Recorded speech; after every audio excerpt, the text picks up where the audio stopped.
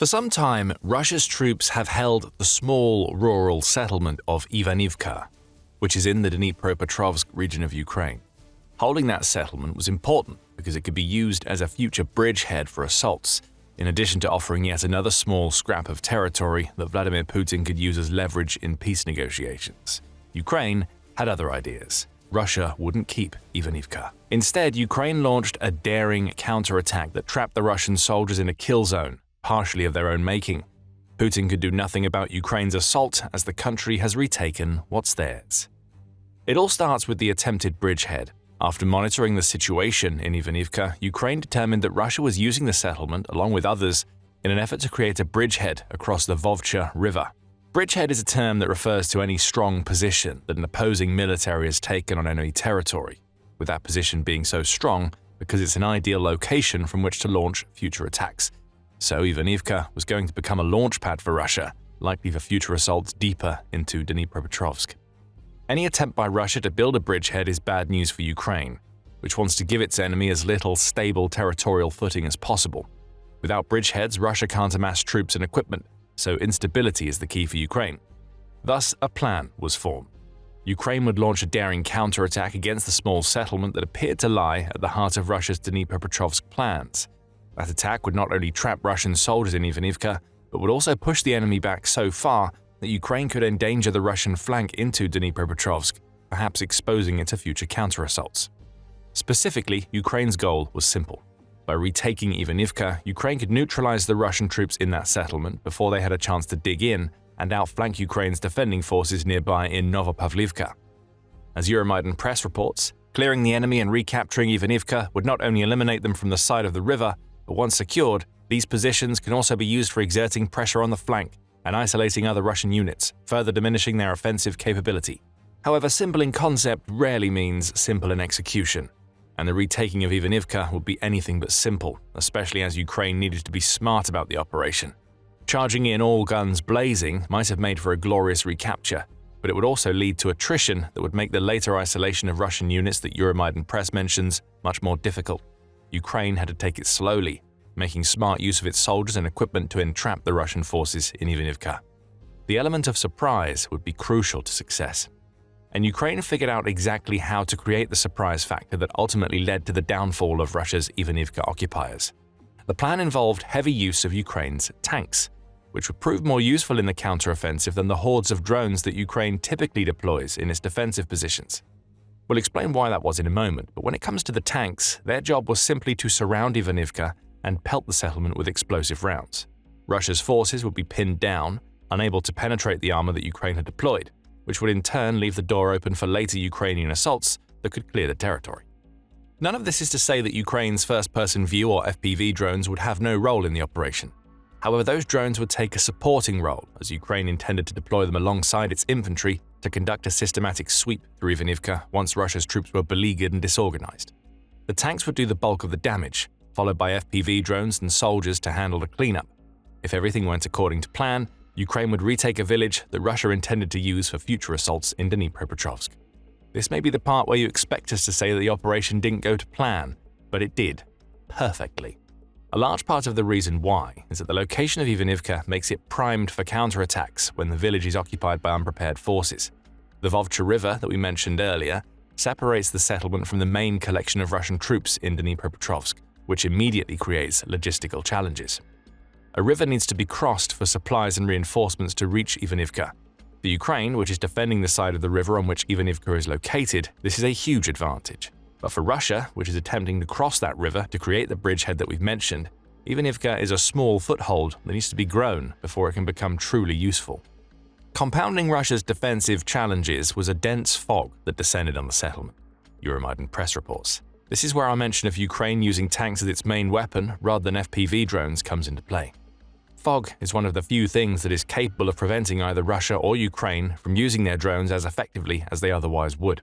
And Russia knows this all too well, as fog has hindered the country's advances several times in the past.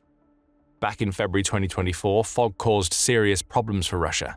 As UKR-Inform reported at the time, Russia had been forced to reduce its use of FPV drones tenfold in the Kherson sector of Ukraine, as the fog literally clouds the drone cameras that operators rely upon to guide their unmanned aerial vehicles to their targets. Without visibility, a drone becomes practically useless, especially when trying to use drones to create a coordinated defense against an incoming attack. Ukraine understood this, and it took advantage of the situation almost 2 years after the Kherson incident. Still, Ukraine couldn't just advance on Ivanivka under the assumption that Russian FPV drones would pose no threat at all. Fog dramatically reduces the effectiveness of these drones, but they still present a danger. David Axe made this point in a December posting of his trench art column, through which he quoted a Slovak volunteer fighting alongside Ukraine named Jakub Jachai. That soldier talked about how excited he was to work with cutting-edge drone technology when he arrived in Ukraine, only to wind up disillusioned by the end of his stint. In a piece for War on the Rocks, Jachai stated, "Few first-person view drones have night vision capability. Those that do are in short supply and cost twice as much as the base model. In Ukraine in the winter, it's dark for 14 hours a day. Wind, rain, snow, and fog all mean a drone cannot fly." Cannot fly is a slight overstatement, Axe says in his column. But the spirit of this comment holds true even in 2025. For as many advances as have been made with FPV drone technology, the fact remains that these weapons rely on their cameras and the ability to provide real-time footage of the battlefield that enables their operators to use the drones effectively. There are countermeasures to the fog issue, as Axe reports. Ground robots can act as guides for FPV drones that would otherwise be flying blind. Radio eavesdropping can also allow operators to determine the position of a target, which can take the need for full visibility out of the equation. But even then, these half measures can only get an FPV drone within 50 feet of a target, Axe claims. That's close enough to make out the shape of a vehicle in the fog, but perhaps not close enough to identify a soldier who has managed to find cover. In a defensive context, Ukraine has run into the fog problem just as often as Russia. On November 12th, the BBC reported that Russian infiltrators had managed to make their way into the embattled city of Pokrovsk by using fog cover, as the FPV drone wall Ukraine had created around the city temporarily failed. When the fog cleared, those drones became more effective and were even used to seek and destroy the Russian infiltrators. Still, the point has become clearer as the Ukraine war has progressed. Fog creates issues for FPV drones. It also creates opportunities for those who wish to launch ground assaults against an enemy's offensive position. All of this brings us back to Ivanivka and Ukraine's planning. Ukraine realized that FPV drones wouldn't be ideal for its offensive, which is why the drones were downgraded to a supporting role. Russia, on the other hand, was relying heavily on these types of drones to defend Ivanivka. With the fog rolling in and Russia having no access to the ground robots and radio chatter we mentioned earlier, Ukraine was in a position where it could deploy its tanks with minimal danger. Russia's patrolling drones wouldn't be able to spot them unless they were 50 feet away or less. There were other advantages that Ukraine planned to use in the Ivanivka assault. One feature of the settlement is that there are hills to the north that look down on the village. As Russia had only managed to get a handful of its soldiers across the Vovcha River and into Ivanivka, it had yet to take control over those hills. Ukraine still controlled them, and with that control came two massive benefits. First, Ukraine could observe Ivanivka from on high, allowing it to determine roughly how many soldiers Russia had stationed in the village and what equipment those soldiers had. Second, a higher position means better signal coverage for the FPV drones that Ukraine would deploy during the latter stages of the Ivanivka counteroffensive. A stronger signal amounts to superior range for drones. Russia's forces being at the foot of the hills meant that Russia's FPV drones were as limited in their area of operation as they were in their ability to see through the fog that surrounded the bridgehead they were trying to create. Ukraine's final advantage also came from Ivanivka's position. The Vovcha River essentially serves as a barrier that could prevent Russia from getting supplies into Ivanivka, in addition to preventing those already stationed in the village from escaping. Russia's problem was that it had only just started making it across the Vovcha River, as implied by its attempt to turn Ivanivka into a bridgehead. Therefore, logistics into the village were still complicated, as Euromaidan Press explains. The Russian positions inside the village are too weak and too close to the front line to permit secure crossings of armored vehicles over the river, which means the Russians are unable to deploy such or even bring in significant forces with ease, the outlet says. Again, Russia is very aware of how difficult river crossing can be. Back in July, Forbes contributor Vikram Mittal noted that the much-vaunted Russian summer offensive in Ukraine was being limited by Russia's inability to secure safe passage over several rivers.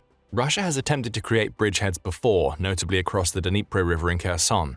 In most cases, those attempted bridgeheads were like the one seen in Ivanivka, small, poorly supplied, ripe for Ukrainian counterattacks that forced the Russian forces back across the river. Ukraine took advantage of this in Kherson by pushing the Russian forces back across the Dnipro in November 2022. Most attempts made by Russia to complete a crossing since have failed, which limited the summer offensive. The same problem existed in Ivanivka. With every other advantage that Ukraine had, the Vovcha River situation would be the ace in the hole.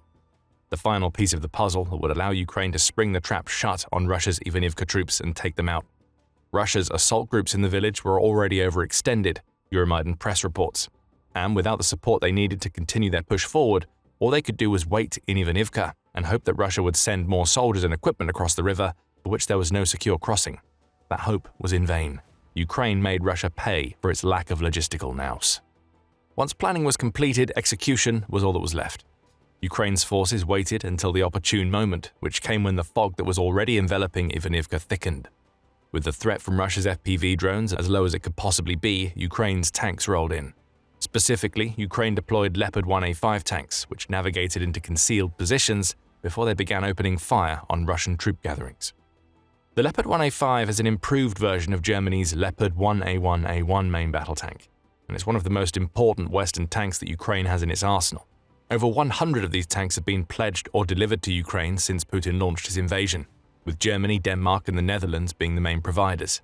In addition to a 7.62mm coaxial machine gun, the Leopard 1A5 has a 105mm Royal Ordnance L7A3 rifled gun, Army recognition reports. That gun can fire all standard 105mm rounds made by NATO countries, including the US, the UK, and France, and it ended up being the chief weapon that Ukraine used in its counter-assault on Ivanivka. Euromaidan press explains how, as the concealed Leopard tanks Ukraine sent toward the village attacked Russia's infantry positions with their 105mm shells, killing many while sending the rest scattering. Chaos was the goal during the initial step. At least 2 of Russia's soldiers were killed during this initial assault, along with several others who were wounded. With chaos created, Ukraine's next objective was to take advantage of the Russian infantry scattering by deploying its own FPV drones into Ivanivka. Aided by the stronger signals offered by the hills north of the village, those drones began to hunt for Russian soldiers in the rural settlement. Seek and destroy was in full effect, though the dense fog meant that Ukraine's FPV drones weren't as effective as they otherwise would be when taking out Russian troops. But Ukraine knew that would be the case when it launched its counteroffensive, and it had one more trick up its sleeve. With the tanks having played their roles and the drones still patrolling the roads of Ivanivka, Ukraine unleashed its Marines. Specifically, it sent Marines from the 37th Brigade into Ivanivka to work through the settlement. Supported by drones, the Marines began clearing Russia's dugouts using explosives and small arms fire.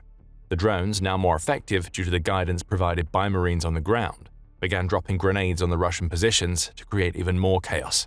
It wouldn't be long before the Russian forces capitulated. By the end of the calculated counteroffensive, Ivanivka was back in Ukraine's hands, and Russia's attempted bridgehead was shattered. The statistics from the assault tell the full story. In a November 30th report, Euromaidan press revealed that Ukraine had killed 53 Russian soldiers and detained a further 19, all of whom had been stationed in Ivanivka. The same outlet notes that all of these soldiers were linked to Russia's 90th Tank Division, which lends further credence to the idea that Russia was trying to turn Ivanivka into a bridgehead. The plan appears to have been to have tanks cross the Vovcha River into the settlement, from which they could be used to conduct more assaults deeper into Dnipropetrovsk. Ukraine made sure that it's no longer going to happen, which grants its defenders in Dnipropetrovsk some breathing room as they prepare for the next inevitable Russian assault on their territory. By the end of the counter-assault, Ukraine's soldiers had advanced 1.5 kilometers or around 0.93 miles across a 5 kilometer or 3.1 mile wide area. Not only that, but the recapture of Ivanivka makes it even harder for Russia to create the bridgehead that it thought it was about to create. As Euromaidan press puts it, when the Russian High Command decides to assault in this sector again, they will meet an even bigger obstacle, as they would now have to cross the river again, facing an improved Ukrainian defense on high alert. In other words, Ukraine is wise to what Russia is attempting to do. It will now fortify Ivanivka once more, forcing Russia to attempt to break the village once more before it can even attempt to create its bridgehead. And even if Russia succeeds in that task, Ukraine will be ready to launch another counteroffensive to retake the village. But Ukraine did more than shore up its Dnipropetrovsk defenses with this daring counteroffensive. It also created opportunities for its soldiers to go on the attack. With Russia's forces pushed back across the river, the opportunity now exists for Ukraine to outflank the incoming Russians near Novopavlivka. Ukraine's forces can focus on that direction because Ivanivka has been neutralized as a threat.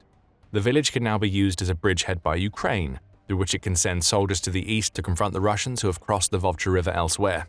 This means it's likely that Ukraine will retake even more territory in Dnipropetrovsk, especially if the fog that aided the Ivanivka counteroffensive holds.